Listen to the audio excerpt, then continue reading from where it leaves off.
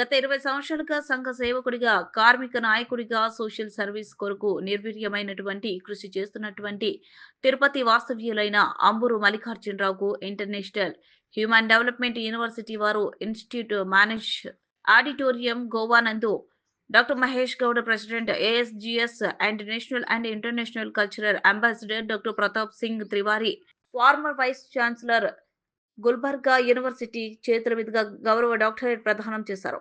సందర్భంగా డాక్టరేట్ గ్రహీత మల్లికార్జునరావు మాట్లాడుతూ తాను చేస్తున్నటువంటి సేవలను గుర్తించి international human development university USA వారు తనకు డాక్టరేట్ ఇవ్వడం చాలా సంతోషకరంగా ఉందని తెలిపారు. డాక్టరేట్ ద్వారా తనకు గౌరవమే కాకుండా బాధ్యత కూడా మరింత పెరిగిందని, ఇదే స్ఫూర్తితో తాను ముందుండు కూడా సమాజంలో అన్ని వర్గాల ప్రజల కొరకు తన వంతు కృషి చేస్తానని తెలిపారు.